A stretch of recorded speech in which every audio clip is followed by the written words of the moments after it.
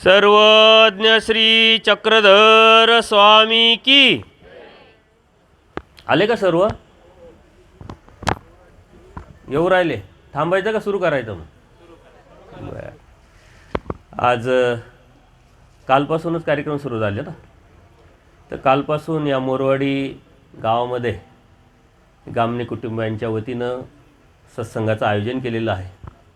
परमपूजनीय परमहंत आचार्य श्री घोटी निवासी बाबाजी यांच्या प्रेरणेतून, शुभचिंतनातून, मुख्य प्रवाचक परमपूजनीय परमहंत आचार्य श्री सिन्नर निवासी मानस शास्त्रीजी यांच्या वतीनं हा कार्यक्रम आपण घेतला.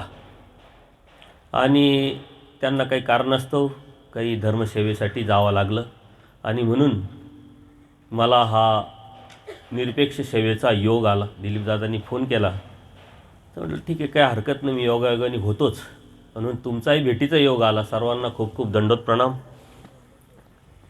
विषय तुम्ही खूप चांगले निवडलेले आहे. कालचा विषय बाबांनी तुमच्या पुढे खूप चांगला मांडला.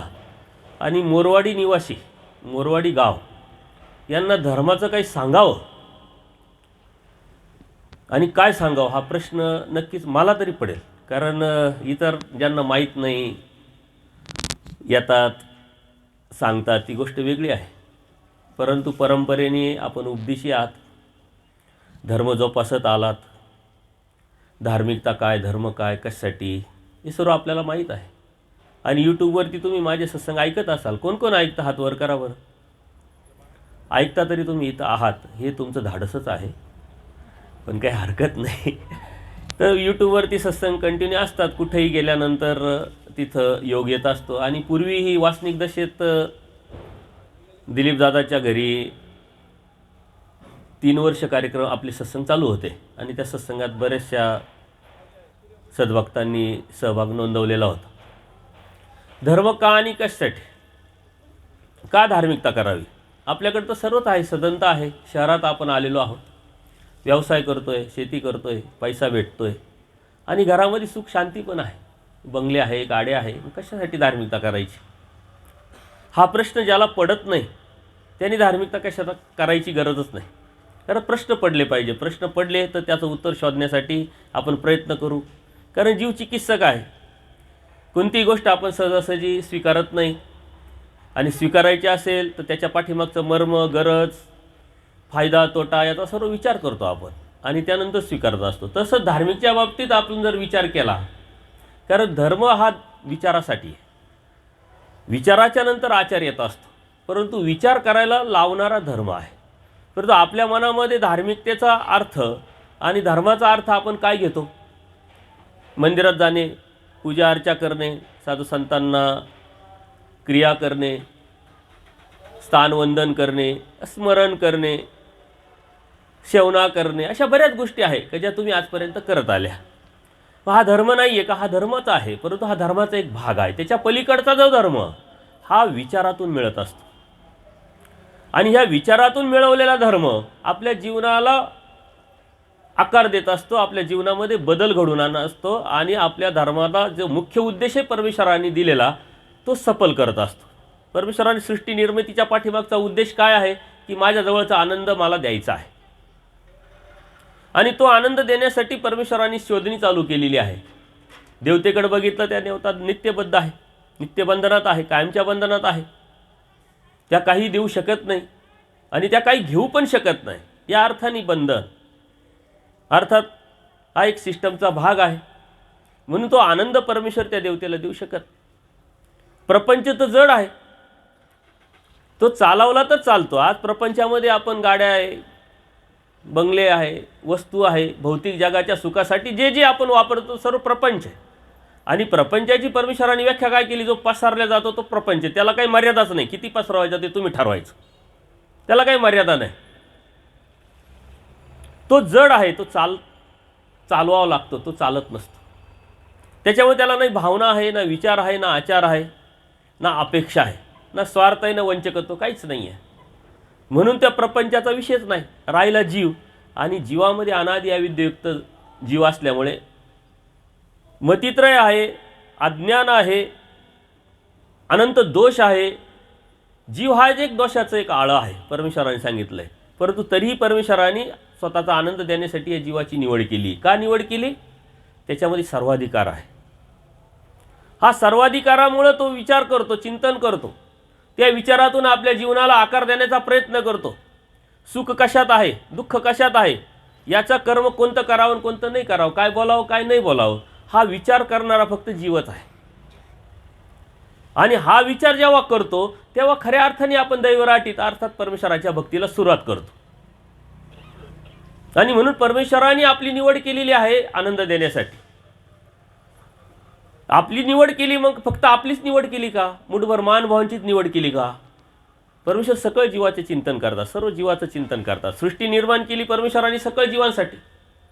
स्वतः अवतार घेतला. आपल्या धर्माचा सिद्धांत काय आहे की या सृष्टीमध्ये परमेश्वर अवतारतात, अवतार घेतात, जीवासाठी अवतार घेतात. म्हणून जीवासारखे होऊन येतात. देह धर्म जीव धर्म सर्व घेऊन येतात.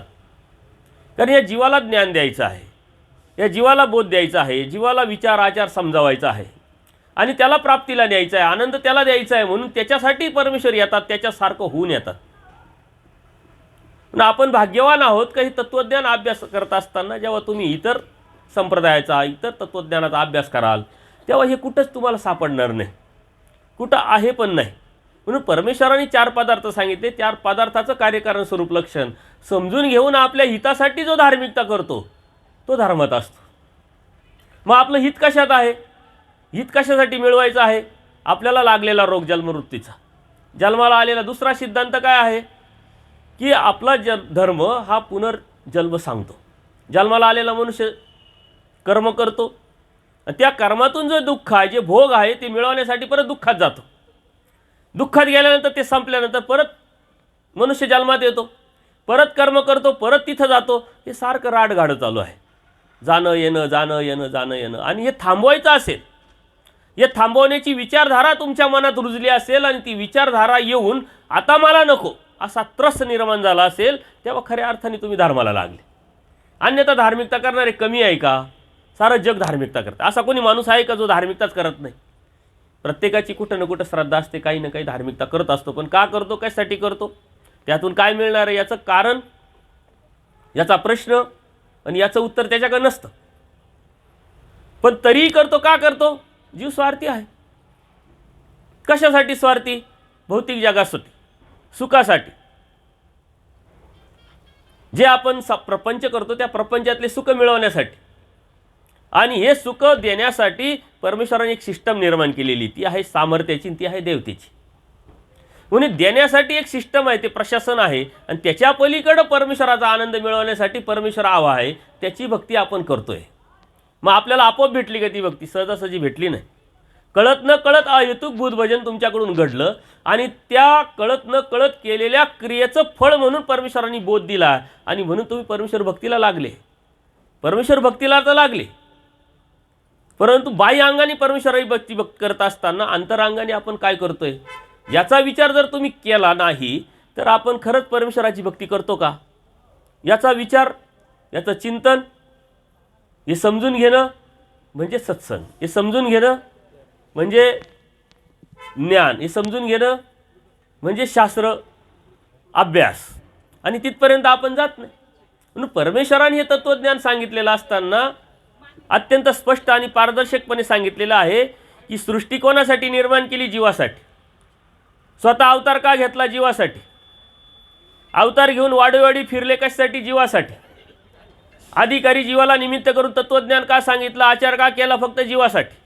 पण आपल्यासाठी त्या परमेश्वराने काय काय केलंय हा विचार जेव्हा तुमच्या मनात येईल आणि या विचारातून जेव्हा स्वतःच्या हिताच्या अनुषंगाने प्रवास सुरू कराल त्यावेळेस परमेश्वर भक्ती. आपण बाह्य अंगाने परमेश्वराची भक्ती करतो. आपण म्हणतो आम्ही देवतेची भक्ती करत नाही, आम्ही या मंदिरात जात नाही, आम्ही या प्रसाद खात नाही, आम्ही फक्त परमेश्वराची भक्ती करतो. आणि परमेश्वराने तीच अपेक्षा केलेली आहे. धर्म हा सिद्धांतावरती चालतो. सृष्टीमध्ये परमेश्वर अवतरतात, हा पहिला सिद्धांत आहे. का अवतरतात? का आपल्याला लागलेला पुनर्जन्माचा रोग तो काढण्यासाठी परमेश्वर अवतरतात, हा दुसरा सिद्धांत आहे. आणि तिसरा सिद्धांत जो आहे तो आपण समजून उमजून जाणून घ्यायचा असतो आणि त्यानंतर भक्तीला सुरुवात करायची. तिसरा सिद्धांत आहे एकनिष्ठ भक्ती. येतं शरण आलिया काही मरण असे. परमेश्वर काय म्हणतात, तुम्ही आम्हाला शरण या, मग तुम्हाला मरण नाही. मरण नाही म्हणजे काय अमर होणार आहे का? नाही.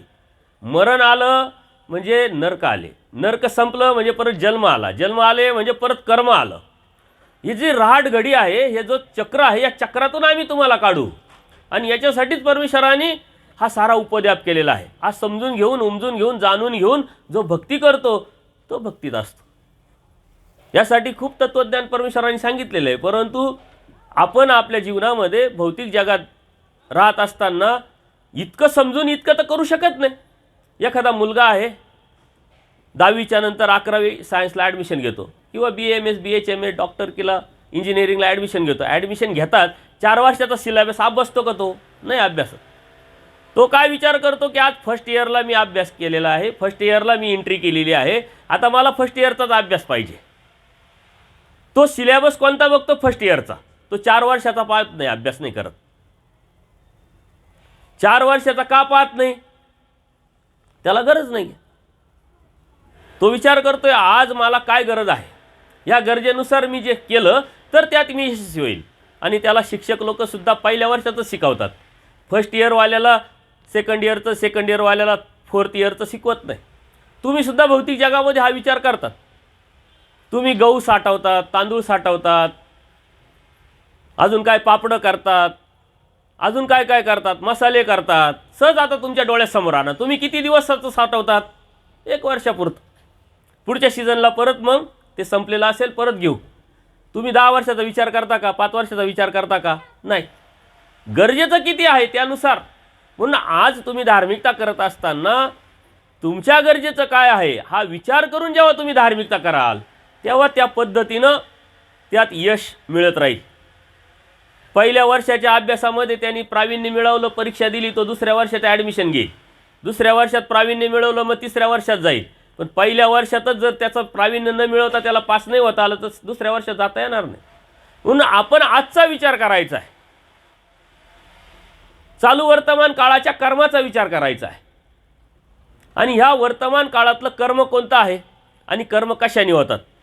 आपल्याकडं इंद्रिय आहे, या इंद्रियाच्या माध्यमातून आपण कर्म करत असतो. उद्याचं कर्म तुमच्या हातात नाही आहे, कारण उद्याची वेळ तुमच्या हातात आज आहे. कालचं संपलेलं कर्म तुमच्या हातातून निघून गेलेलं आहे. त्याचा विचार न करता, उद्याचा विचार न करता आज आपण काय करायला पाहिजे. पूजनीय माईम भटांना असा एकदा प्रश्न पडला. पूजनीय माईम भट ज्यावेळेस परमेश्वराच्या भेटीला आले डोमेग्रामला, त्यांच्याकडे 18 पुराण, वेद, भास्कर शास्त्र आणि ह्या सृष्टीवरती असलेले सर्व शास्त्राचा अभ्यास त्यांनी केलेला होता. पण तरीही परमेश्वर कोण आणि देवता काय, जीव काय, ही भक्ती का करायची, कशासाठी करायची हे मात्र त्यांना माहीत नव्हतं. तसंच अर्जुन देवाचा आहे. कारण जीव अनादी अविद्युक्त असल्यामुळे तो मुळातच अज्ञान आहे. आपल्याला माहीत नाही, त्यात विशेष काहीच नाही आहे. सर्व भक्तांचा जेव्हा अभ्यास करेल ते मुळात अज्ञानच होते आणि त्यानंतर परमेश्वराने बोध दिल्यानंतर त्यांना ज्ञान झालं. पण त्या ज्ञानाच्या नंतर त्यांनी काय केलं याचा अभ्यास करून त्यावरती आपण जाणं हा धर्म आहे. त्यांना भेट झाली. भेट झाल्यानंतर भरपूर तत्त्वज्ञान सांगितलं. परमेश्वराने त्यांना प्रश्न विचारला. ती लीला तुम्हाला सर्व माहीत आहे, अनेक वेळा तुम्ही सत्संग ऐकलेले आहे. की संस्कृती छेद होईल असं काही आहे का म्हटले. 18 पुराण, वेद, शास्त्र, भास्कर शास्त्र सारं अभ्यासलंय तुम्ही, कशासाठी अभ्यासलंय. आणि ज्याच्यासाठी मी सर्व उपद्याप केला आहे ते त्यातून मिळणार आहे का तुम्हाला. त्यांना तो सोपा प्रश्न वाटला. ते म्हटले त्यात काय विशेष आहे, चांगलं कर्म केलं ज्ञानोदय होईल, वैराग्य प्राप्त होईल, प्राप्तीला जाईल. परमेश्वराने तो सिद्धांत खोडला. म्हटले कर्म किती प्रकारचे, नित्यकर्म, नैमित्तिक कर्म. नित्यकर्म आपण जे दररोज करतो ते केलं, नित्यकर्माला नैमित्तिक कर्म फळाला गेलं, तेही संपलं. मग राहिलंच नाही. मग ज्ञानोदय होईल कसा, विरक्ती येईल कशी, वैराग्य प्राप्त होईल कसं, परमेश्वराला प्राप्त होशील कसं. म्हणून परमेश्वराने तिथे एक सिद्धांत सांगितला, एके परमेश्वर विने, एका परमेश्वराशिवाय तुम्हाला मुक्ती मिळू शकत नाही. आणि तो परमेश्वर निराकार आहे. 6 साकार होतो. 6 साकार झालेला परमेश्वर सन्निधान देतो आणि सन्निधान दिलेल्या परमेश्वराने त्याचं दास्य आपण जर केलं तर ते मुक्तीला नेतं. हे सांगताच त्यांनी हत्तीचा दृष्टांत सांगितला. आता मी या विषयाला जास्त स्पष्टीकरण करत बसत नाही, कारण तुम्ही ज्ञानी आहात, तुम्हाला सर्व माहीत आहे, तुम्ही अभ्यासलेले आहे, सत्संग ऐकतात, अनेक कार्यक्रम तुमच्याकडे होत राहतात. तुम्हाला सर्व माहिती आहे. राटगडीचा दृष्टांत माहिती आहे, हत्तीचा दृष्टांत माहिती आहे, डुळक्याचा दृष्टांत माहीत आहे की नाही माहिती? कोणाला माहीत नाही त्यांनी हात वर करा बरं. बघा, सर्वांनाच माहिती आहे. मग काय सांगायचं आम्ही तुम्हाला? पण जे माहिती पाहिजे ते माहीत नाही, हे बी महत्त्वाचं आहे. हे सर्व माहीत आहे, परंतु जे माहिती पाहिजे ते न माहिती असल्यामुळं आपली प्रगती होत नाही. काय माहिती पाहिजे आपल्याला? पूजनीय माईम भटांना बोध झाला. बोध झाल्यानंतर ते लगेच अनुसरले का? लगेच त्याग केला का? लगेच परमेश्वराकडे गेले का? नाही. 1 वर्षानंतर त्यांनी अनुसरण केलं. पण 1 वर्षानंतर ते गुपचूप बसले असतील काय? ते जायचे व्यापाराला, आपल्या घरी जायची जबाबदारी पाळायचे, परत यायचे, देवाशी चर्चा करायची. आणि मग त्यांना एक प्रश्न पडला की मी आज धर्माला लागलोय, धार्मिकतेला लागलोय, मला बोध झालाय, मला परमेश्वराची जाणीव झाली आहे, मग ती वेळ अशीच घालवावी का मी? आणि मग त्यांनी एक प्रश्न केला, तो अत्यंत महत्त्वाचा आहे, की तुमची भक्ती म्हणजे अर्थात परमेश्वराची भक्ती करणारे 2 लोक इथं दिसतात. एक प्रपंचामध्ये आणि एक संन्यास घेतल्यानंतर. आणि हे जे 2 भक्त आहे, ही भक्ती करत असताना आम्ही आज कोणत्या अवस्थेत आहोत? प्रापंचिक अवस्थेत आहोत, कर्मराटीत आहोत. मग आमच्यासाठी काय? आम्ही काय करावं? आणि हे करत असताना का विचारलं त्यांनी? कारण ते तिथं होते आणि तो पाया त्यांचा पक्का झाला म्हणून त्यांची प्रगती झाली. आणि मग देवाने त्यांना सांगितलं की ज्याच्याकडून तुम्हाला कळेल, यथार्थ ज्ञान समजेल, जाणवेल आणि त्यातून पुढं जाण्याची इच्छा होईल, त्याच्यापासून तुम्हाला पुढं परमेश्वराचं जो सुख आहे, ज्ञान आहे, आनंद आहे, मुक्ती आहे, ती मिळू शकते. इथं परमेश्वराने विकल्प तोडला, विशिष्ट बुद्धी तोडली. आपल्या डोक्यात असताना हे बाबा, ते बाबा, हे शास्त्र, ते शास्त्र, याच्याकडूनच त्याच्याकडूनच. परमेश्वराचा धर्म परमेश्वराने अत्यंत प्रगल्भ सांगितलेला आहे. त्याला काही मर्यादाच नाही आहे. तो समुद्र आहे. एक विशिष्ट रस्त्यामध्ये, एक विशिष्ट रेषेमध्ये परमेश्वराने धर्म सांगितला नाही. आणि आपल्याला तो न कळाल्यामुळं आपण बांधून टाकला. इथं तो तोडला, तो विकल्प तोडला ज्याच्याकडून, कोणाहीकडून. आणि पुढे जाऊन परमेश्वराने तत्वज्ञान सांगितलंय. स्तंभा एखादे निमित्त करून बोलीजेल. कोणाला निमित्त परमेश्वर करेल, कोणाला करतील हे सांगता येत नाही. कारण कर्म जे आहे परमेश्वराचं, जे मिशन आहे आनंद देण्याचं, मुक्तीला नेण्याचं, त्या परमेश्वराचं सतत चालू आहे, सातत्यपूर्ण आहे. मागे अखंड होतं, आजही आहे, उद्या राहणार आहे. मग परमेश्वराचं चालतं कसं ते कार्य? कोणाला तरी निमित्त करतात. निमित्त करणारा कोण आहे? परमेश्वर आहे. आणि त्या परमेश्वराने निमित्त करून हे कार्य चालू ठेवतं. त्याच्यामुळे इथं विशिष्ट बुद्धी काढून टाकली. दुसरं अत्यंत महत्त्वाचं त्यांनी सूत्र सांगितलं का ह्या प्रपंचातल्या राहणाऱ्या जीवानी विधी किंकर न व्हावे म्हटले. एक विधी किंकर, एक परमेश्वर किंकर. एक विधीच्या अधीन होतो, एक परमेश्वराच्या अधीन होतो. म्हटल्या प्रपंचात राहणाऱ्या माणसांनी विधीच्या किंकर न होता परमेश्वराच्या किंकर होऊन जर धार्मिकता केली तर त्याच्यात प्रगती होईल. आणि मग ही विधी किंकर तो काय आहे? तो एक संस्कार आहे. तो एक धर्म आपण समजून आपले स्वीकारलेला आहे. एक धर्म ही नैसर्गिकरित्या करण्याची एक प्रक्रिया आहे. स्वभावात ओढून ताडून, कृत्रिमतेने ओढून ताडून जो करतो ते काहीच होत नाही. आणि मग ह्या प्रक्रियेवर जायचं असेल तर ज्ञानाशिवाय पर्याय नाही. समज, ज्ञानातला समज. ज्ञान कमी आहे का तुम्हाला? जीव, देवता, प्रपंच, परमेश्वर हे तुम्ही जाणता. हे जाणून कितीतरी वर्ष, आता 50 वर्ष, 40 वर्ष, 20 वर्ष सर्व उपदेश घेण्याला झालेले आहे. स्मरण करतोय, स्थानवंदन करतोय, कितीतरी कार्यक्रमांमध्ये क्रिया करतोय, सत्संग ऐकतोय, सर्व करता तुम्ही. परंतु त्यातली जी नैसर्गिकता आहे ती जर आली नाही तर आपण तेच धर्म म्हणून आपण स्वीकारलेला आहे. हा एक धर्माचा भाग आहे, परमेश्वरापर्यंत नेण्याचा भाग आहे. विधीने विधी स्फुरतो. ते कोणासाठी? एखादं धर्मात राहिलेलं असताना काहीतरी कामाने मुलं असतात बघा आपल्या घरातले, इथं असतात, दररोज देवपूजा करतात, दंडोत करतात, स्थानाला जातात, आपल्याबरोबर ते शिक्षणासाठी बाहेर गेले, नोकरीसाठी बाहेर गेले. आणि मग त्यांना मळीनत्व येतं. आणि 8-15 दिवसांनी, महिन्यांनी, 2 महिन्यांनी, 6 महिन्यांनी घरी आल्यानंतर मग आपण सांगतो देवपूजा कर. मग त्याची देवपूजा करण्याची पद्धत बदललेली असते पहिल्यापेक्षा. त्याला जे ओढ, जे प्रेम, जे आपलेपण, जे लागलेपण आहे ते राहिलेलं नसतं. आणि मग त्यावरती येण्यासाठी त्यांनी जो विधी केला, मग अरे असं करू नये, अशा पद्धतीनं देवपूजा करावी. आणि मग तो परत त्या विधीवर येऊ शकतो. विधीने विधी स्फुरतो. आणि ह्या विधीनं अविधी जात असते. विधी करता आपण धर्माला चिटकून राहतो, धर्माच्या अनुषंगाने राहता. सत्संग येण्याचं कारण काय? की चला धर्माचं काहीतरी चिंतन झालं पाहिजे, 4 गोष्टी कानावर पडल्या पाहिजे. त्यातून आपला जो वेळ आहे धर्माला लागला पाहिजे, हा उद्देश आहे तुमचा. सत्संग ऐकतात तुम्ही, अभ्यास करतात, स्थानवंदनाला जातात, कशासाठी जातात? देवाची आठवण झाली पाहिजे. तिथं गेल्यानंतर लीळा आठवते आपल्याला, ते स्थानवंदन करतो आपण, साधू संतांका का गातो, मार्गात का जातो, तर त्या अनुषंगाने परमेश्वराचं आपल्यातलं अंतर कमी करण्याचा उद्देश आपण ठेवला पाहिजे. परंतु कंपल्शन जेव्हा येतं तेव्हा विधी किंकरत्व येतं. परमेश्वराचा धर्म लवचिक आहे. कंपल्शन हे असलंच पाहिजे, हे असं झालंच पाहिजे, आणि यातच लोक बरेचसे अडकलेले आहे. मला बरेचसे फोन येत राहतात. आता महिना कोणता चालू आहे? मार्गशीर्ष. या मार्गशीर्ष महिन्यामध्ये मग एक भावना राहते.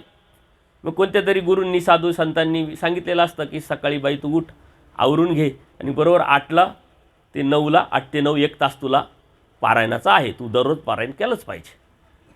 मग आता गुरूंनी सांगितलं, तिने ऐकलं, तिने असा प्रश्न नाही विचारला की मग याच्यात थोडंफार कमी जास्त झालं तर. पण नंतर तिला वाटतं 8 वाजेत तर आवरून जाईल आपलं, आपण सकाळी लवकर आटोपतो, दररोजच लेट उठतोय, तर आता थोडं लवकर उठ, धार्मिकता करायची. त्यामुळं ती उठलायला लागली. तिच्या लक्षात येलं की अरे 8पर्यंत जमतच नाही, धावपळ करत 8:05 वाजले, 8:10 झाले, 8:15 झाले.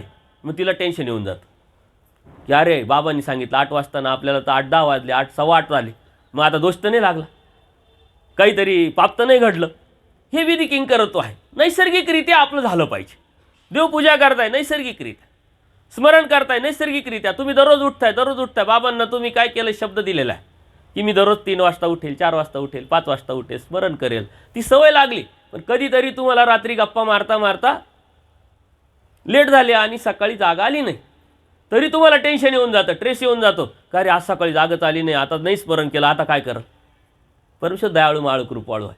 नैसर्गिकरित्या स्वभावत ज्यावेळेस तुम्ही धार्मिकता करायला सुरुवात कराल तेव्हा तुमच्या मनातली जी भीती आहे ती निघून जाईल. म्हणून देवाने सांगितलं विधी किंकर न करावं. विधीच्या किंकर, विधीच्या अधीन, हा विधी हाच धर्म आहे आणि या विधीनेच मला देव मिळेल असं न समजता परमेश्वराचं आपल्यातलं अंतर कमी करण्यासाठी, आपल्या हृदयामध्ये निरागस भाव, कोमळत्व ठेवण्यासाठी आणि काठीण्य न येण्यासाठी परमेश्वराने दिलेले आपल्याला विधी आहे. आपण लहान मुलांना शिकवतो, त्याला अजून शाळेत जायचं आहे, तो शाळेत जाईल, 10 वर्ष घालवेल, मग इंजिनियर होईल.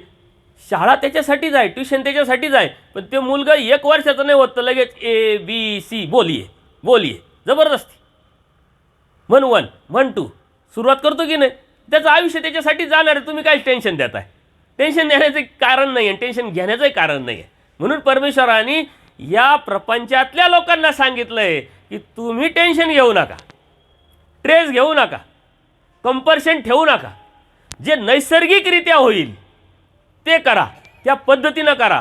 कारण प्रापंचिक जबाबदाऱ्या आहे आणि प्रापंचिक जबाबदाऱ्या करून जेव्हा हे करताय त्याच्यामध्ये नैसर्गिकता आणायची आहे, तर त्याच्यासाठी तुम्हाला लागेल जाणीव, आणि जाणीव आहे ज्ञानाशिवाय ती होऊ शकत नाही. म्हणून आपण गुळगुळीत झालो आहे, एक काठिण्य आलेलं आहे, आपल्याला एक भीती निर्माण झालेली आहे. वास्तविक परमेश्वराचा धर्म हा भयाकडून निर्भयतेकडे नेण्याचा मार्ग आहे. आपल्या मनातले जे भय आहे हे काढण्याचा मार्ग आहे. आणि म्हणून आपण नैसर्गिकरित्या जेव्हा कराल तेव्हा आपोआपच प्रगती होईल, त्यातून निघू. आणि सर्वात महत्त्वाचं जे परमेश्वराने सांगितलेलं पुढचं सूत्र आहे, संग्रह पाळावा. संग्रह पाळा म्हणजे कशासाठी संग्रह पाळा? समाजात राहत असताना धर्मही सांभाळायचा आहे आणि समाजाला सांभाळायचं आहे. समाजात राहत असताना समाजाचे संकेत पाळावे लागतील, परमेश्वराने सांगितलेलं आहे. आणि हे संकेत पाळत असताना आपल्याला बऱ्याच वेळा धर्म आड येतो. मग इथं जायचं नाही, तिथं जायचं नाही, हे खायचं नाही, ते करायचं नाही, ह्या कार्यक्रमाला गेलो तर असं होईल, ते तसं होईल. याने धर्म भ्रष्ट होत नसतो. पण धर्म कधी भ्रष्ट होईल? जेव्हा धर्माची जाणीव न घेता तुम्ही धार्मिकता कराल तेव्हा 100% धर्मावरून तुम्ही जाल. म्हणून धर्म समजून उमजून जाणून जेव्हा करायला सुरुवात कराल त्यावेळेस मात्र धर्म सोपा, सरळ आणि नैसर्गिकरित्या तुम्हाला करता येईल. धर्म हा ज्ञानाचा आहे आणि ज्ञानाशिवाय जर धार्मिकता करत असाल तर धर्मात टिकणार तर नाहीच, पण धर्मात प्रगती पण करणार नाही. प्रगती करणं म्हणजे काय? आपल्यातला बदल. प्रगती करायची म्हणजे काय? आपल्याला आपण धार्मिकता का करतो, कशासाठी करतो, त्यावरती प्रगती आपली ठरलेली असते. जर आपण दृष्टपर धार्मिकता करत असेल तर तिथली प्रगती, मग किती एकर झाले, किती घरं झाले, किती बिझनेस वाढला, किती पैसे वाढले, किती गाड्या वाढल्या आणि किती लोक ओळखायला लागले, त्या उद्देशाने जर करत असेल तर ती प्रगती करू आपण, ती प्रगती बघू. परंतु धर्म हा भौतिक जगाच्या सुखासाठी नाही, भौतिक जगाच्या कल्याणासाठी नाही, भौतिक जगाच्या प्रगतीसाठी नाही. कारण ते भेटतंय कर्मवश आहे. कर्म आपण जे पाठीमागं पेरलेले ते उगवणार आहे आणि ते आपल्याला भेटणारच आहे. त्यासाठी खूप वेगळा धर्म आणि खूप जास्त प्रयत्न करण्याची आवश्यकता नाही. परंतु त्याच्यासाठीच जर आपण करत असेल तर मग आपण एकनिष्ठ भक्ती करत नाही आणि परमेश्वराची भक्ती करत नाही. म्हणून मी तुम्हाला सुरुवात तशी केली का एकनिष्ठ भक्तीमध्ये जर बसायचं असेल तर अंतर्मनातून आपण त्यावरती चाललो पाहिजे. कशासाठी हे धर्म, कशासाठी हे धार्मिकता आणि आपण का करतोय आणि हे करण्याच्या पाठीमागे आपल्याला काय करावं लागेल. आणि हे करणं म्हणजे धार्मिकता आहे, हे कर्म म्हणजे धर्म आहे आणि तो बदल हा कर्माशी निगडीत आहे. पूजनीय माईम भटांना कर्माचा सिद्धांत खोडला, परंतु कर्माशिवाय तर आपल्याला पुढं सरकताच येत नाही. परंतु कर्म करायचे पण अनासक्त कर्म करायचे. श्रीकृष्ण महाराजांनी गीतेत काय सांगितलेलं आहे, तू कर्म कर पण फळाची अपेक्षा करू नको. जर फळाची अपेक्षाच नाही तर कर्म करायचं कशाला. पण कर्माची करायला लावायचं आणि फळाची अपेक्षा करायची नाही तर मग न केलं सारखंच आहे. पण तसं सांगितलं नाही देवाने. ज्यावेळेस तू काम करशील, कर्म करशील, त्या कर्माचा रिझल्ट देण्याचं काम तुझं नाही आहे. एखाद्या विद्यार्थ्यांनी परीक्षा दिली आणि पेपर संपल्यानंतर त्यांनी लगेच जर सांगितलं सरांना का लगेच निकाल द्या, असं होईल का. निकालाचा विचार तो नाही करू शकत. त्यांनी जे लिहिलं आहे त्याच्यावरती आता कोणीतरी चेक करणार, त्याला मार्क पाडणार, त्याचं पास नापास ठरणार आहे, टक्केवारी ठरणार आहे. ते त्याच्या हातात नाही आहे. हातात आपल्या काय आहे कर्म आणि ते अनासक्त केलं पाहिजे. आता अनासक्त कर्म करायचं म्हटल्यानंतर एवढं सोपं नाही आहे. त्यासाठी लागतं ज्ञान. आणि तुम्हाला कर्म करायचं तर ते कोणतं करायचं, उद्याचं नाही करायचं आहे, कालचं होऊन गेलं त्याचा विचार नाही करायचा आहे. आपण सर्वात जास्त त्याच्यात अडकलेलं आहे.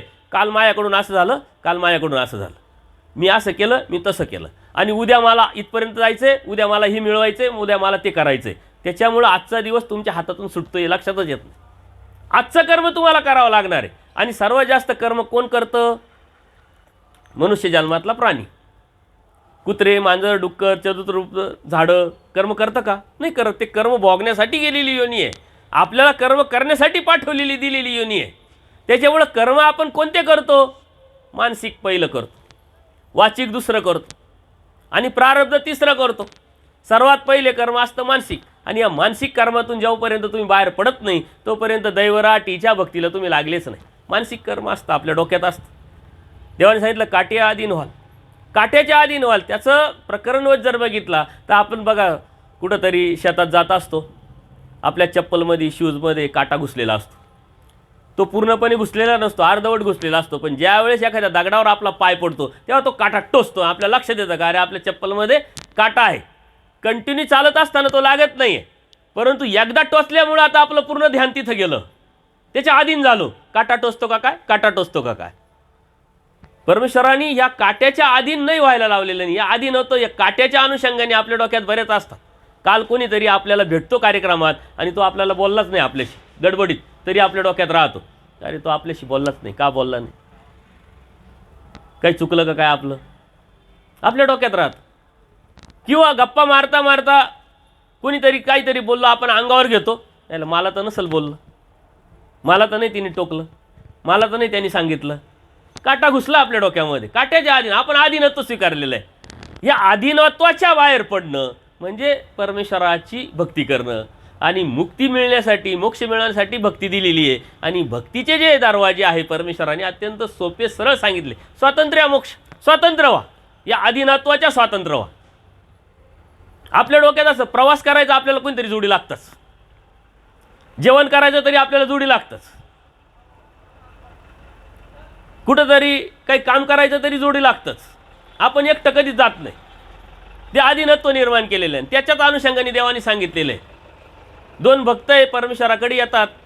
देव म्हणतात जेव्हा बाई, नाही म्हणले माझी मैत्रिणी येते पाठीमागून, शिदुरी तिच्या गड आहे. म्हणले बाई स्वातंत्र्य मोक्ष, म्हणजे अत्यंत छोट्या गोष्टीतून त्या मोक्षाची परमेश्वराने व्याख्या सांगितलेली. पण स्वतंत्र कशावरून पाहिजे आपल्याला, स्वतंत्र कशाची मिळवायची, आपण दुसऱ्याच्या अधीन झालेलो आहे. कोणीतरी आपल्याला काहीतरी सांगितलं की आपण त्याचा विचार करायला लागतो. तो गेल्यानंतर परत दुसरं कोणीतरी येतं, त्यांनी सांगितलं का आपण तो विचार अगोदरचा सोडून देतो, याचा विचार करायला लागतो. अधीन झालेलो आहे आपण. धर्माचा विचार करायला धर्माचं ज्ञान घ्यावं लागेल. ती परिपक्वता जेव्हा तुम्ही मिळाल तेव्हा तुम्ही स्वतंत्र व्हाल. आणि ही स्वतंत्रता मिळून जेव्हा जीवनामध्ये जगाल तेव्हा तुम्हाला संग्रह पाळता येईल, त्याचं टेन्शन येणार नाही आणि कोणत्याही प्रकारची धार्मिकतेला भय निर्माण होणार नाही. आपण भीतियुक्त धार्मिकता करतोय आणि या भीतीतून पडण्याचं साधन धर्म आहे. म्हणून आपण मानसिक कर्मातून पहिले निघालो पाहिजे. खूप विचार करतो, मन माळका करतो. आता तुम्ही इथं जरी बसले ना तरी तुमच्या डोक्यात काहीतरी चालू आहे, कुठं तरी फिरून येता तुम्ही, स्मरण करता, गाठी चालू तरी फिरता येतो. घरी गेल्यानंतर तो जेवला असेल का, ती जेवली असेल का, यांचं आता बाबाचं किती वेळा होईल, किती संपेल, किती वेळ लावतील, काय वेगळं सांगणार आहे, हे तर लय वेळा ऐकलेलं आहे. डोक्यात आपल्या खटकी पडलेली, आधीन झालेलं आहे आपण. आता तू इथं जरी तुम्ही ऐकलं तरी कोणीतरी गाठी ओढत असेल, स्मरण करत असेल. ज्या ठिकाणी जाल, जिथं जाल ते ऐका, ते घ्या, ते स्वीकारा, याला म्हणतात स्वतंत्रता. नाही तर इथं आहे, घरचा विचार कराल, घरी जाल सत्संगाचा विचार कराल, त्या लग्नाला जाल त्या लग्नाचा विचार कराल, या नातेवाईकाकडे जाल त्या नातेवाईकाचा विचार कराल. हा आपल्याशी गोड बोलतोय ते सोडून देतात, त्यांनी काय वाईट बोललं माझ्यासाठी, माझा कसा अपमान केला त्याचा विचार कराल. आपण स्वतंत्र नाही आहे. स्वतंत्रता परिपक्व विचारातून निर्माण होत असते आणि ती धर्माच्या ज्ञानाने निर्माण होत असते. मानसिक कर्म, या मानसिक कर्मातूनच सारं वाढ होत असते. कारण कोणतीही गोष्ट लगेच होत नाही. तुम्हाला कोणाला तरी बोलायचं जरी आहे ना तर तुम्ही विचार केलेला असतो घरात, ती आता बाई आली ना, ती अशी अशी बोललेली होती, ती आली का मी आता टॉमना देणारच, विचार केलेला आहे तुम्ही. आणि आल्यानंतर लगेच ती दिसता का लगेच तुमचं वाचिक कर्म घडणार आहे. वाचिक कर्मातून तिचं मन दुखवणं हे प्रारब्ध घडणार आहे. मनातच सुरुवात होती. मनाला ताबा, मानसिक ताबा जोपर्यंत मिळवत नाही तोपर्यंत स्वस्थ चित्तता निर्माण होऊ शकत नाही. ना स्मरण करू शकत, ना क्रिया, ना स्थानवंदन, ना विधी, काहीच करू शकत. स्वस्थ चित्तता जी आहे ती मनाला शांत करत असते. आणि मन तर अत्यंत चंचल आहे, ते इकडं पळतंय तिकडं पळतंय तिकडं पळतंय, त्याला आपण पकडू शकत नाही. अर्जुन देवाला सुद्धा हा प्रश्न पडला होता. अर्जुन देवाने विचारलं देवाला की देवा हे मन अत्यंत चंचल आहे, ते थांबत नाही. देव म्हणतात एवढं सोपं आहे का ते, परंतु ते थांबण्याचा उपाय मी तुला सांगतो. फक्त आणि फक्त माझ्या ठिकाणी मन लाव, माझाच विचार कर, माझंच चिंतन कर, आणि जे बी करायचं ते माझ्यासाठी कर, तेव्हा ते मन स्थिर राहील. याच्या व्यतिरिक्त जे बी तू करशील ते मन स्थिर होऊ शकत नाही. कारण अनंत सामायतेत अनेक न सामाय म्हटले. अनेक सामायतेत अनंत न सामाय. अनंत तो आनंद की ज्या वेळेस आपल्या मनात, आपल्या विचारात परमेश्वराचं ध्यान चिंतन येतं त्यावेळेस बाकीच्या गोष्टी आपोआपच कमी होतात. पण आपण प्रपंचात राहतो, प्रपंचाचा विचार करतो आणि स्मरण करतो. प्रपंचात राहतो, प्रपंचाचा विचार करतो, प्रपंचाच्या प्रगतीसाठी स्थानवंदन करतो. याचा अर्थ आपण परमेश्वराची भक्ती करतो का प्रपंचाची भक्ती करतोय याचा विचारच करत नाही. प्रपंच जड सांगितला आहे आणि त्या जड प्रपंचाची भक्ती आजपर्यंत आपण करत आलो. हे पाहिजे, ते पाहिजे, ते पाहिजे, ते पाहिजे, याचा अर्थ प्रपंचाची भक्ती करतो. प्रपंचासाठी करणं म्हणजे प्रपंचाची, हे पहिले मनातून काढून टाकलं म्हणजे प्रपंच आपोआप होतो. प्रपंचासाठी प्रयत्न करायचा नसतो. प्रयत्न परमेश्वराच्या भक्तीसाठी करायचा असतो. का तर जीवामध्ये मतित्रय, वाईट विचार करणं, वाईट चिंतन करणं, वाईट कृती करणं, त्याला ऊर्ध्व करायचं, ती शक्तीचं कार्य आहे. चांगला विचार करणं, चांगली विचार करणं, चांगलं चिंतन करून चांगल्या विचारावर जाणं, दुसऱ्याविषयी आदरयुक्त भाव निर्माण करायचा आहे, दुसऱ्याविषयी प्रेम निर्माण करायचं आहे, दुसऱ्याविषयी चांगला विचार करायचा आहे. एवढं सोपी गोष्ट नाही. त्यांचा आम्ही चांगलाच विचार करतो, ते तुमच्या मनाला देवालाच माहिती काय काय विचार करता. इथं काही लपल्या जात नाही. परमेश्वराचा CCTV कॅमेरा अत्यंत पॉवरफुल. तुम्ही आज काय विचार करतात तो सुद्धा सेव्ह होतोय. मी कोणत्या हेतूने कोणत्या उद्देशाने सांगतोय तो सुद्धा सेव्ह होतोय.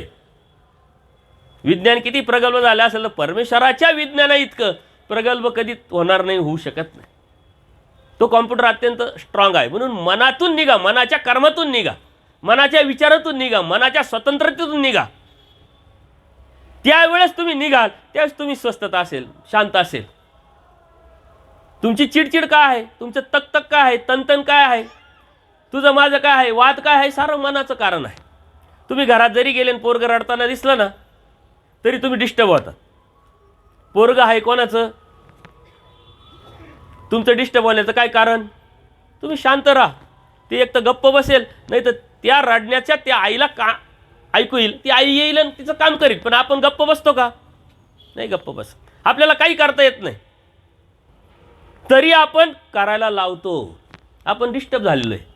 गाईला पाणी पाजलं का, इकडे गेला का, ह्या मळ्यात गेला का, त्या मळ्यात गेला का, ती गाडी पुसली का, ती गाडी व्यवस्थित पार्किंग केली का, काय संबंध नसतो आपला. अर्थार्थी आपण ज्यावेळेस स्वस्थ होऊ, शांत होऊ, त्यावेळेस या गोष्टी आपोआप नॅचरल होत राहतील आणि त्यावेळेस खऱ्या अर्थाने तुम्ही स्मरण करा. तुम्ही स्मरण करू शकत नाही, स्थानवंदन करू शकत नाही. साधू संतांच्या ठिकाणी क्रिया करताना सुद्धा तुमच्या डोक्यात काहीतरी राहतं, ते करू शकत नाही. याचं कारण आहे मन. मनातून स्वस्थता जर तुम्ही प्राप्त करू शकले तर तुम्हाला कुठं जाण्याचीच गरज नाही. जिथं असाल तिथं तुम्हाला एकांत भेटेल. एकांत याचा अर्थ काय? तुम्हाला वाटतं एकांत म्हणजे एकटं, परंतु एकाचा अंत करणं म्हणजे एकांत. मग अंत कोणाचा होईल? जीवाचा होईल. परमेश्वराचा होईल का? मग आपल्याला विसरणं. मग विसरलो तर मग आपण मनावर ताबा ठेवू. आणि त्यासाठी देवाने अत्यंत वचन सुंदर सांगितलेले आहे. जितेनी मृताच्या धर्मी वर्तावे म्हटले. आपण जिवंत आहोत कारण आपल्याला सारं संवेदना आहे, कळतंय, भाव आहे, मन आहे, विचार आहे, स्वार्थ आहे, नफा तोटा सारं कळतं. परंतु मृताच्या धर्मी, मृताला काही आहे का? परंतु त्याला धर्म आहे. काय आहे? तो स्वस्थ आहे, शांत आहे. तो पाहत राहतो फक्त काय काय चाललंय, काय काय नाही. तुम्ही सहज इमॅजिन करा. तो जे गेलेला असतो मनुष्य, तो पडलेला आहे, परंतु तो सर्व बघतो. त्याचा जो आत्मा आहे तो सर्व बघतो, परंतु तो प्रतिक्रिया देतो का काही? तुम्ही त्याच्याविषयी आता वाईट बोला तरी प्रतिक्रिया नाही, आहे का? त्याची स्तुती करा तरी प्रतिक्रिया नाही. त्याच्यावरून आणखीन काही काही बोला, काही काही करा, काही काही सांगा, काही प्रतिक्रिया नाही, कारण तो स्वस्थ झाला. अशी स्वस्थता जर मनातून तुम्हाला मिळवता आली तर परमेश्वराची भक्ती अत्यंत सोपी. आणि ज्या ठिकाणी मिळवता आली तो तुम्हाला एकांत भेटला. मग हजारो लोकांच्या गर्दीत असेल तरी एकांत आहे. परंतु एकाचा अंत स्वतःला न विसरता, मानसिकतेतून तुम्ही न बाहेर पडता, तुम्ही एकटे झाडाखाली जरी बसले तरी तुम्हाला एकांत मिळू शकत नाही. मग आपण म्हणतो एकटं पाहिजे. मग आपण स्मरणाला जातो कुठंतरी. मग तिथं स्मरणाला आपण एकटे जातो का? गप्पा मारायला 2-4 लागतातच आपल्याला. मग आपण घेऊनही जातो. तिथंही वाद होतात. आणि तिथं गेल्यानंतरही इकडच्या गप्पा चालतात आपल्या. कारण आपण इथून बाहेरच पडलेलो नसतो. शरीराने बाहेर पडलो, मनाने बाहेर पडलो का, विचाराने बाहेर पडलो का. मी स्मरणाला चालले 9 दिवस नवरात्रात. तुम्ही घराला विसरता का? अशी कोण बाई आहे, असा कोण माणूस आहे की नवरात्रा गेला पण घरी फोन ठेवून गेला? हात वर करा बरं. नाही. आणि अशी कोण बाई आहे ना, असा कोण माणूस आहे स्मरणाला गेला पण सकाळ संध्याकाळचा घरी फोनच नाही केला? तुम्हाला वाटतं आम्ही नाही फोन केला तर जेवता का नाही? रात्री नाही फोन केला तर जेवता की नाही? आणि फोन नाही केला घरची विसरता का काय? परत घरात घेता की नाही? ही शंका आहे तुम्हाला. ही शंका काय येते? मन डिस्टर्ब आहे. हे मन डिस्टर्ब झाल्यामुळं परमेश्वराच्या समर्थवादावरती आपली निष्ठा नाही आहे आणि ती निष्ठा कमी पडते कुठंतरी. आणि म्हणून आपण यातून बाहेरच पडत नाही. म्हणून मानसिक कर्मातून बाहेर पडा. आणि मानसिक कर्म कधी कराल? गेल्यानंतर कराल का होऊन गेला पाठीमागं भूतकाळात कराल? भूतकाळ तर होऊन गेला आणि येण्याची वेळ उद्याचा बाकी आहे. आज ह्या मिनिटाला, ह्या क्षणाला जे मानसिक कर्म कराल ते तुम्हाला प्रगतीला नेणार आहे. मग कोणतं कराल? संत कराल की असंत कराल? परमेश्वराच्या प्राप्तीसाठी कराल की प्रापंचिक सुखासाठी कराल? कोणतं कराल हे तुमच्यावर अवलंबून आहे. मानसिक कर्मामध्ये येऊ न देणं असंत कर्म ही धार्मिकता आहे. आणि आज एवढं सोपं नाही. आज मोबाईल आपल्या हातात. मोबाईल केला का लगेच Facebook open, WhatsApp open, Twitter open, Telegram open. आम्हाला जेवढं माहीत नाही तेवढं तुम्हाला माहिती. आणि त्याच्याशिवाय तर तुम्हाला जर यदा कदाचित तुमच्याकडून मोबाईल 1 दिवस घेतला तरी डिस्टर्ब होतो. कारण मी ते प्रयोग करतो. नवरात्रात आमच्याकडे 9 दिवस येणारे जे लोक आहेत त्यांचे मोबाईल अलाउड नसतात. सत्संगाचे कार्यक्रम असतात तिथे मोबाईल अलाउड नसतात. पहिला दिवस त्यांचा अत्यंत तणावात जातो. दुसऱ्या दिवशी एकामेकाशी बोलायला लागतात. थोडासा फोन करायला देतील का बाबा? तू जरा रिक्वेस्ट कर, तू म्हण. मग कोणाला तरी सिनियरला पकडणार, ते सांगणार. तिसऱ्या दिवशी तर एवढी तगमग का त्यांना असं वाटतं की आपण खूप तरी लांब, आपण मेलो की काय? आपण आता आपले घरचे विसरले आपल्याला, आपण जगाचा संपर्क तुटला. आणि मग माझी तकतक त्यांची तकतक मला दिसली का मी म्हणतो चला 10 मिनिटासाठी तुम्हाला मोबाईल. अशा आदाशासारखे ते मोबाईल घेणार लगेच. जशी भूक लागल्यानंतर आपल्या समोर ताट काय आहे याचा विचार नाही करत माणूस, फटाफट खातो ना, तसं 3 दिवस मोबाईल तुम्ही घरी ठेवले आणि जेव्हा तुम्हाला हातात भेटेल तेव्हा ती प्रक्रिया, ती प्रतिक्रिया ती पाहण्यासारखी असते. या अनुभव होतो. आणि म्हणून मनाला एकाग्र करणे सर्वात मोठं आव्हान आहे, सर्वात मोठं चॅलेंज आहे.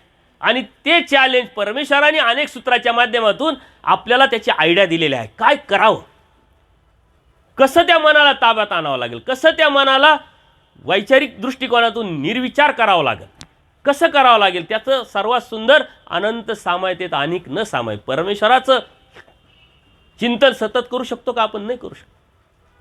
कारण त्या परमेश्वराची ओळख तर झाली पाहिजे आणि त्या ओळखीचं रूपांतर आवडीत निर्माण झालं पाहिजे. आपण करतो, सर्व करतो, परंतु हेतुपूर्वक केल्यामुळं आवडी निर्माणच होत नाही आपली, आणि आवडी नसल्यामुळं ती एकाग्रता, त्या मनाची जी अवस्था आहे ती आपल्याला पकडताच येत नाही.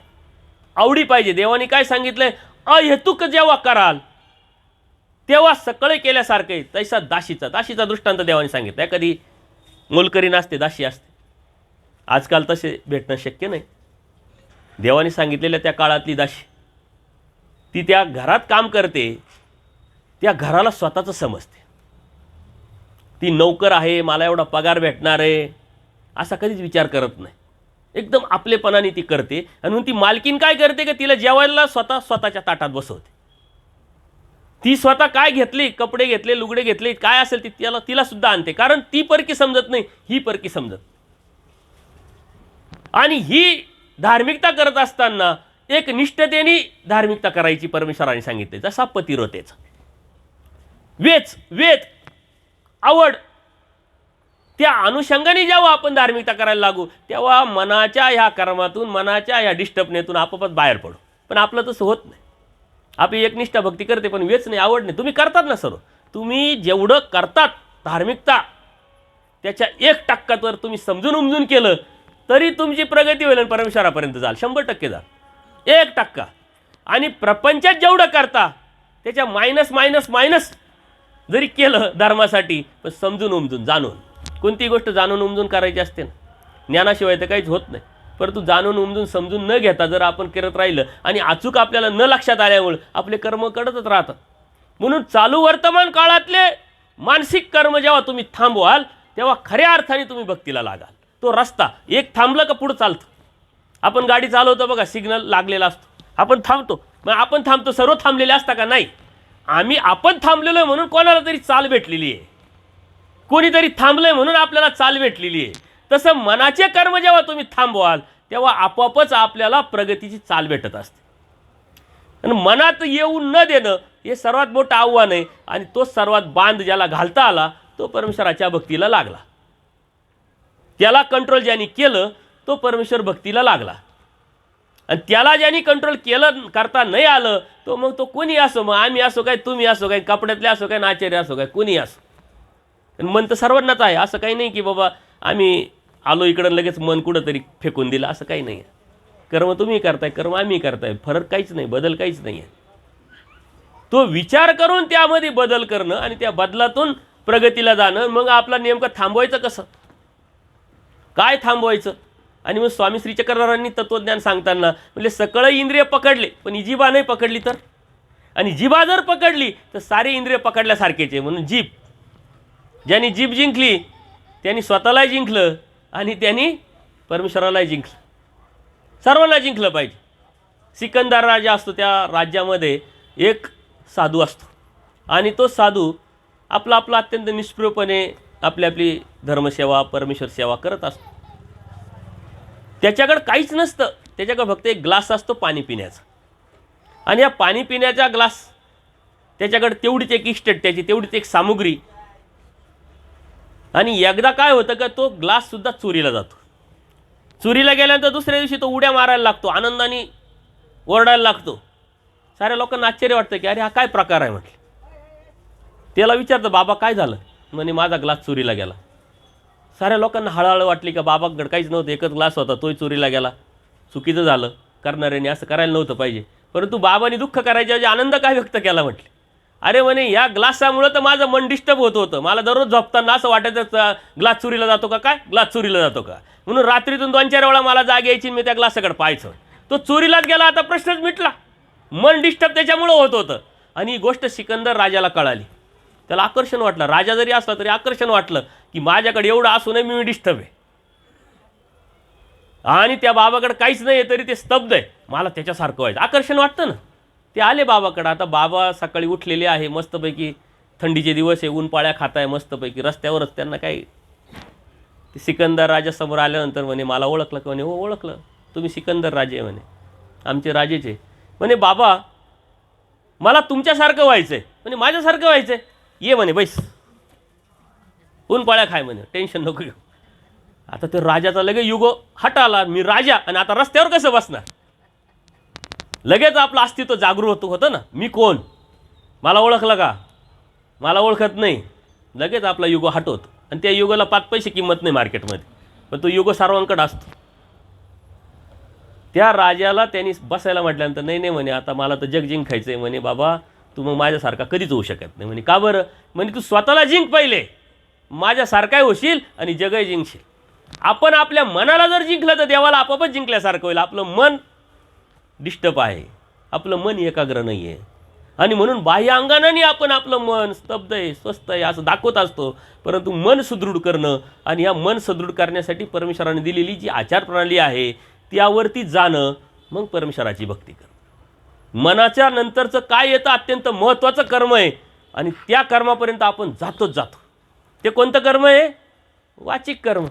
आपलं थोबड बंदच होत नाही, खातानाही बंद नाही आणि बोलतानाही बंद नाही. बोलल्याशिवाय तर आपलं राहतच नाही. अशी कोणती बाई आहे का नवरात्रात गेली आणि एकच दिवस मौन धरलं? आणि तुम्हाला जर सांगितलं तुम्ही काहीच करू नका, देव आता येतील आणि देव सांगतील का तुम्ही मौन धरा, काहीच बोलायचं नाही, कोण तयार आहे सांगा बरं? कोणीच तयार नाही. देव पाहिजे, परंतु देवाने जे सांगितले ते करायचं नाही. आपल्याला मौन होत नसतं. जेवढं गरजेचं आहे तेवढं आपण बोलतो का? गरजे व्यतिरिक्त कितीतरी बोलतो. त्यातूनच कोणाचं मन दुखवलं जातं, कोणाचा अपमान होतो, तीच हिंसा होते. ओठांतरात निघाले ते देशांतरात आहे. जी व्यक्ती समोर नाही त्याच्याबद्दल आपण बोलतो ते कधीतरी त्याच्या कानावर पडणारच आहे. ते संपणार नसतं, कारण मनात आलं म्हणून तोंडात आलं. आणि म्हणून देवाने सांगितलंय, जीभ धरल्या सकळ इंद्रिय धरले. जीभ धरली पाहिजे, आपण जीभ धरत नाही. जेवताना जीभ धरत नाही आपण, टेस्ट.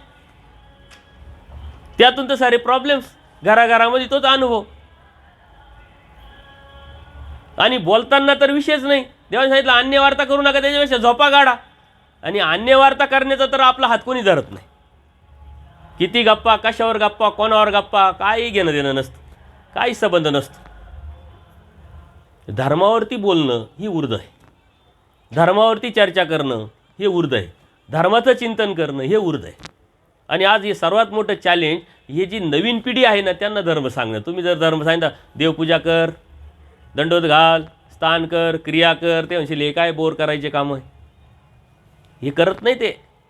धर्म त्यांना ज्ञानवाचक सायंटिफिकली सांगितलं तर ते धर्माला आकर्षित होतं. हा दररोजचा अनुभव आहे मला. दररोजचे 5-10 फोन तरी येतात यूट्यूबवरती. सत्संग लोकांनी ऐकले का मग फोन येतात आणि ते फोन येऊन मग आपल्यापर्यंत ते पुढं पुढं सरकत राहतात. या साऱ्या ज्या गोष्टी आहे या आपण समजून घेत नाही, जाणून घेत नाही. आपलंच आहे आपल्याजवळ, परंतु आपल्याला लक्षातच येत नाही. आणि काय करायचं हे न समजल्यामुळं भलतं बाकी भरपूर करतो. त्यामुळं जे करायला पाहिजे अचूक न केल्यामुळं जे व्हायचं नाही ते व्हायला पाहिजे ते होत. परमेश्वराला खूप अपेक्षा नाही आपल्याकडून, जीवाकडून. कारण जीवाची कॅपॅसिटी देवाला माहिती, पात्रता देवाला माहिती, योग्यता अयोग्यता माहिती, अनंत कर्माचे दोष त्यांनी लावलेले आहे, ते संस्कार त्याला पडलेले आहे. त्यातून बाहेर पडणं एवढं सोपं नाही, सर्वात मोठं आव्हान आहे देवाला माहिती. म्हणून देवाने अपेक्षा खूप सोप्या सोप्या केलेल्या आहे, छोट्या छोट्या केलेल्या आहे. आचार्य योग्यता विचारित दृढता म्हटले. तोंडातून आपण कितीतरी कर्म करत असतो, ते कर्म जर बंद केले, मानसिक केले तर ते बंद होईल. पण मनात येतं हे नॅचरल भाव आहे. एका मिनिटात, सायन्स काय सांगतं, एका मिनिटात 62,500 विचार आपल्या मनात येतात आणि जातात. 62,500 विचार येतात जातात. ते विचार आपण थांबवू शकत नाही. ते नॅचरल आहे. कोणाविषयी तरी काहीतरी व्यक्त होणं, मग आपण कोणाला तरी क्रेडिट देतो, स्वतःचं क्रेडिट घेतो, अनुमान करतो कोणाविषयी तरी, तो ना हा ते असं असते मला माहिती, किंवा हे ना हे मीच केलं, क्रेडिट घेतो, अनुमान करतो, जज करतो कोणालाही, काय घेणं देणं नसतं. आणि त्यातून निघालेच तुम्ही तर जे वाचिक कर्म आहे त्यातून वाचणं एवढं सोपंच नसतं. कारण समाजात राहायचं आहे. समाजात राहत असताना लोकसंग्रह आहे, समाज आहे, जाणं येणं आहे, व्यवहार आहे, तिथं बोलावंच लागतं. त्यांना आपण नाही बोललो तर मग आपल्याला असं वाटतं आपण नाही बोललो तर आपलं खूप मोठं नुकसान होईल. परंतु त्यात सर्वात मोठा फायदा आहे हे आपल्या लक्षात येतं. म्हणून वाचिक कर्मातून पडणं बाहेर एवढं सोपं नाही आहे. जो मानसिक कर्मातून बाहेर पडेल तोच वाचिक कर्मातून बाहेर पडेल. जो विचारच करत नाही काय करायचं आपल्याला, माझा देव काय आहे, माझ्या देवाने काय सांगितलेलं आहे, त्यासाठी ज्ञान आणि आचाराची प्रक्रिया असली पाहिजे माहिती. जर ती प्रक्रिया जर माहीत नाही आपल्याला तर आपण पुढं प्रोग्रेस कसा होणार. म्हणून वाचिक कर्म जे आहे हे वाचिक कर्मातून आपण बाहेर पडलो पाहिजे. वाचिक कर्म तुम्ही कधी करणार आहे? उद्या करणार आहे का? नाही, आज, आत्ता, या मिनिटाला, या क्षणाला दररोज करत आला तुम्ही. सकाळी उठल्यापासून संध्याकाळपर्यंत आम्ही मनाचे कितीतरी विचार करतो आणि बोलतो कितीतरी, आणि प्रारब्ध तर होणारच आहे. म्हणून या कर्मातून निघायचं असेल तर चालू वर्तमान काळातले कर्म कोणते आहे याचं चिंतन करणं, याचं मंथन करणं, त्यातून बाहेर पडणं इतका सोपा आणि सरळ धर्म आहे. खूप मोठा धर्म नाही आहे. देवानी हे तत्त्वज्ञान सांगत असताना अत्यंत प्रगल्भ, बोल्ड, मर्यादेच्या पलीकडे जाऊन धर्म सांगितलेला आहे. परंतु ती नॅचरलता, ती नैसर्गिकता न येण्याचं कारण आपण कर्माचा विचार करत नाही. विचार करतो तर काय करावं हे समजतच नाही, कळतच नाही. तर त्याच्या व्यतिरिक्त आपण जगू शकत नाही. म्हणून ती अचूकता जर तुम्हाला सांगितलं 1% अचूक, खूप काही न करता तुम्ही जर ह्या तिन्ही गोष्टीवरती जरी ताबा मिळवला आणि त्या गोष्टीत बदल केला, तुमच्या बदलामध्ये परमेश्वराचा धर्म लपलेला आहे. परमेश्वराला बदल अपेक्षित आहे. आपण बदल करणं हा आपला नैसर्गिक कार्य पण आहे. आपण मायेच्या तमात होतो, तिथून बाहेर पडल्यापासून घरंगळत इथपर्यंत आलो, कितीतरी बदल झाला. देवतेत बदल होत नाही, देवता बदल करू शकत नाही. मग बदल कशाचा करायचा? आपल्या विचाराचा करायचा, आपल्या दृष्टीचा करायचा, आपल्या मनाचा करायचा आहे, आपल्या आचाराविचाराचा करायचा, आपल्या भावनेचा करायचा आहे. आणि जरी तुम्ही बदल नाही केला तर निसर्ग तुम्हाला बदल करायला लावणार आहे. तुमचं वय झालं आपोआपच तुमचे क्षीण होणार, बुद्धी, शरीर क्षीण होणार. निसर्ग असाही करायला लावणार आहे. निसर्ग तुम्हाला करायला लावणार, त्याच्याऐवजी तुम्ही अगोदर करा, तो धर्म आहे, ती धार्मिकता आहे. निसर्ग करायलाच लावणार आहे. तुम्ही रिटायर कोण होणार नाही का? रिटायर होताच. आज जो तरुण आहे तो उद्या म्हातारा होणार आहे, जो आज म्हातारा आहे तो उद्या मरणारच आहे. हा सिद्धांतच आहे. जन्माला आलेला मनुष्य मरणारच आहे, मेलेला मनुष्य जन्माला येणारच आहे, कर्म करणारच आहे. हे सारखं राडगाड्या चालू आहे. राडगाड्यातून निघायचं असेल तर परमेश्वराची भक्ती, ती कशी करायची? आचारा विचाराच्या अनुषंगाने. आज तुमच्या डोक्यात काय की आचार करायचाच नाही, आचाराशी काही संबंधच नाही आपला, परंतु आचार्ययोग्यता विचारित विचारामध्ये दृढता निर्माण करण्यासाठी आणि या विचारातून, या मनातून बाहेर पडायचं असेल तर आचाराकडे झुकावं लागेल. मग आचार कोणता कोणता तुम्ही करू शकता आज या मिनिटाला, या क्षणाला? हा आचारच आहे. मानसिक वाईट विचार न करणे, कोणाविषयी वाईट न बोलणे, प्रतिक्रिया न देणे, कोणाचं क्रेडिट न घेणे, कोणाला अनुमान न जज न करणे. आपण करतो ना, दररोज करतो. आपली भेट नसते, ओळख नसते, पाळख नसते तरी आपण जज केलेला असतो. तो ना तसा तसा, तो तसा तसा केलेला असतं आपण. त्यामुळं आपण अधिक डिस्टर्ब होतो. आणि म्हणून तुम्ही स्मरण पण करू शकत नाही. स्मरण करताय तुम्ही फक्त गाठ्या वाढताय. खरं स्मरण करताय का? नाही करत. नाही, आम्ही उठतो सकाळी. जो सकाळी उठून स्मरण करतो ना त्याची प्रगती तो होणारच होणार. आणि ती प्रगती कशावर आहे? ते स्मरण किती लेखी लागलं, किती उपयोगी पडलं, तुम्ही किती खाल्लं याला महत्त्व नाही, किती पचलं याला महत्त्व, तुम्ही किती स्मरण केलं याला महत्त्व नाही, ते कितीपर्यंत पोचलं याला महत्त्व आहे. आणि हा बदलातून ते पोचत असतं. तुम्ही खूप केलं पण तुमच्यातला बदल केला नाही. तो बदल जर तुम्ही करू शकले नाही तर त्या खूप करण्याला काही अर्थ नाही. आपण खूप करतो, 100% करतो.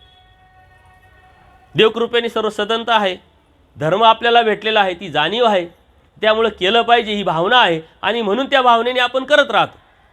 परंतु कोणत्या हेतूने, कोणत्या उद्देशाने करतो त्यावरती रिझल्ट अवलंबून असतो. एखादी व्यक्ती 12वी सायन्सला का जास्तीत जास्त मार्क मिळवायचा प्रयत्न करतं, त्यांनी ते टार्गेट ठरवलेलं आहे, ध्येय ठरवलेलं आहे की मला डॉक्टरकीला जायचं आहे, नीट एक्झाम द्यायची आहे, मी त्या कॅटेगरीत बसलो पाहिजे, म्हणून त्यांनी टार्गेट ध्येय ठरलं पाहिजे. आपलं ध्येय ठरत नाही. का करतो? एक संस्कार, एक सवय लागलेली आहे. सकाळी उठलं, स्नान केलं, देवपूजा केली, ताट केलं, उपार दाखवला, जेवलं, संध्याकाळी तेच एक रुटीन झालेली आहे. या आधीनं तो आपण स्वीकारलेला आहे. रुटीनच्या व्यतिरिक्त जे आपण करतो त्याच्या व्यतिरिक्त काय धर्म आहे आणि तो आपल्याशी निगडीत आहे, आपल्याबरोबर आहे, ती धार्मिकता आपल्याबरोबर आहे. आपण काय करतोय, कशासाठी करतोय, ते ध्येय जर ठरलं. तुम्हाला जर परमेश्वर हवा असेल तर परमेश्वराने छोट्या छोट्या गोष्टी सांगितलेल्या आहे. मुंगीचं वाईट चिंतायचं नाही सांगितलंय, मुंगीचं वाईट चिंतायचं नाही. आणि आपण कितीतरी काही जर झालं तर कितीतरी वेळा बोटं मोडतो की नाही. मुंगीचं वाईट चिंतायचं नाही आणि आपण भल्या माणसाचं वाईट चिंतो आणि तो आपलाच असतो. परक्या माणसाचा काही संबंध असतो का? काही संबंध नसतो. परक्या माणसाच्या XYZ रस्त्याने चाललेल्या माणसाचं तुम्ही वाईट चिंतन कराल का? आणि ओळखच नाही. आपण ज्याला आपलं म्हणतो त्याचं वाईट चिंतो. आपला तो कसा होत? त्याचं वाईट जर चिंतन करत असेल, परमेश्वराने आपल्याला हे प्रॅक्टिकल करण्यासाठी धर्मधार्मिकता कशी तू करू शकतो त्यावरती तुझी चाल पुढं ठरवण्यासाठी आपल्याला बोध दिलेला आहे. बोध एवढा सोपा नाही आहे. बोधाचं जे कार्य आहे ते परमेश्वरच करू शकतात. बोध आणि बोधशक्ती आचार्यांना देव सांगतात की आमच्यापासून 2-4 तुमच्याकडून 5-7 आचार्यांना आश्चर्य वाटतं की अरे असं कसं काय. म्हणले अरे देणारा काय तू आहे काय.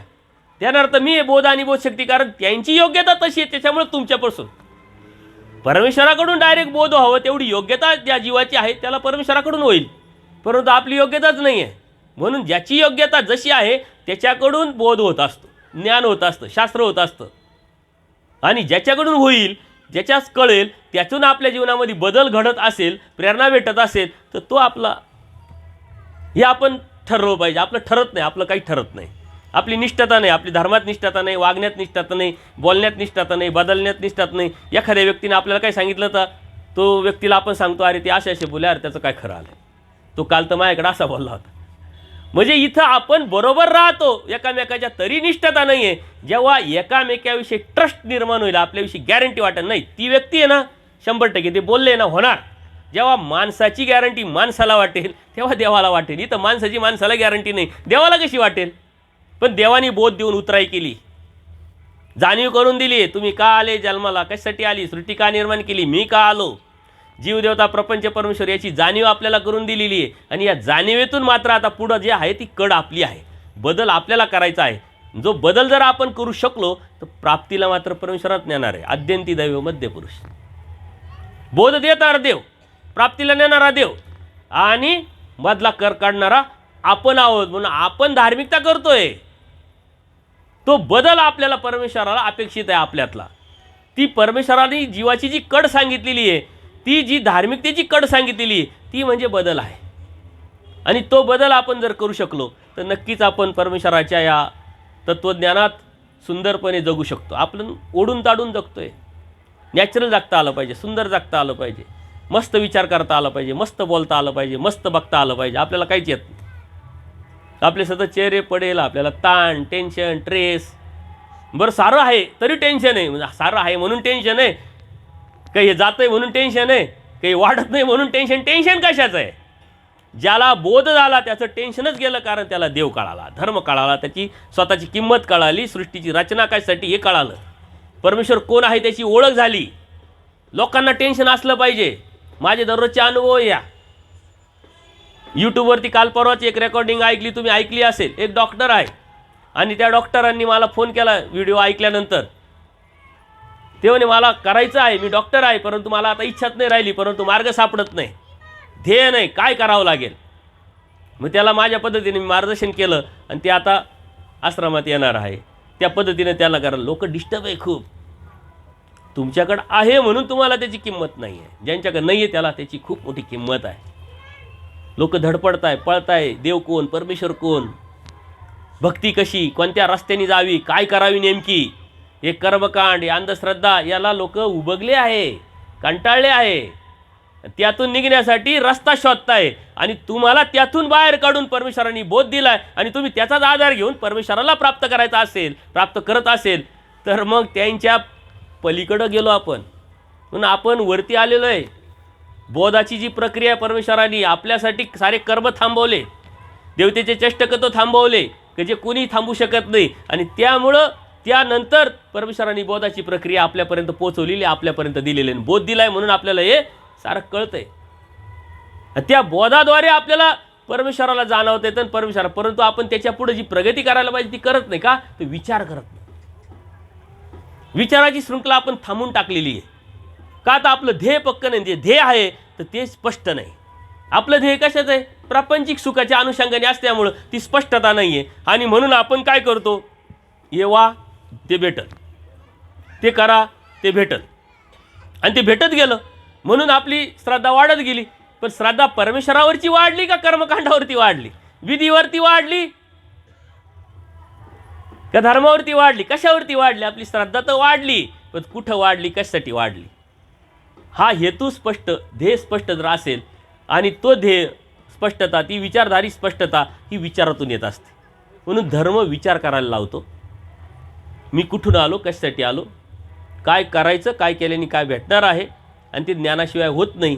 आणि ज्ञान परमेश्वराने खूप सांगितलं आहे, परंतु मोजके तत्त्वज्ञान जरी आपण आपल्या जीवनामध्ये उतरवले तर नक्कीच आपल्याला परमेश्वरापर्यंत प्राप्त होता येईल. तुम्ही भाग्यवान आहात की धर्माला लागून आहे, धर्म करताय, खूप करताय, आणि हे करत असताना तो उद्देश तुमचा, ध्येय तुमचा तुम्ही ठरवलेला आहे.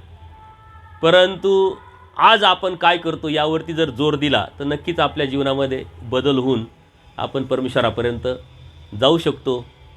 आज योगायोगाने परमेश्वर कृपेने ही सेवा मला देण्याची परमेश्वरानेच संधी दिली. ही निष्क्रिय सेवा परमेश्वराने स्वीकारावी हीच मी परमेश्वराकडे प्रार्थना करतो. आणि माझी योग्यता नाही, पात्रता नाही, तरी तुम्ही ऐकून घेतलं त्याबद्दल तुमचे बी आभार मानतो. कारण तुम्ही मला सर्व ओळखतात, मी तुम्हाला सर्व ओळखतो, आणि नुसतंच ओळख नाही, सारंच ओळखतो. त्यामुळं तो काही विषयच नाही आहे. त्याच्यामुळे मी तुम्हाला खूप काही सांगावं अशातला भाग नाही आहे. आणि हेच कंटिन्यू मी सांगत असतो. कितीतरी वेळा आपण कर्मराटीचे संबंधी आहे, परंतु धर्माचं नातं महत्त्वाचं आहे, धर्माची सेवा महत्त्वाची आहे, धर्माची जाणीव महत्त्वाची आहे. एवढंच सांगेल का तुम्ही भाग्यवान आहात. पण ते भाग्य तुमच्या हातात आहे, ते कसं मिळवायचं हे तुम्ही ठरवा. आणि मग ते तुम्हाला देव देण्यासाठी ठरलेलंच आहे, देव देण्यासाठी बसलेलंच आहे. कारण देव देणार आहे, देण्यासाठी आलेला आहे. फक्त आपल्याला आता काय घ्यायचं आणि कशासाठी घ्यायचं, किती घ्यायचं आणि कोणतं घ्यायचं आणि कोणत्या वेळेस काय गरजेचं आहे हे आपण समजून उमजून जर घेतलं तर नक्कीच आपल्याला ते भेटेल, यात काही शंका नाही. सर्वज्ञ श्री चक्रधर स्वामी की दंडवत हो.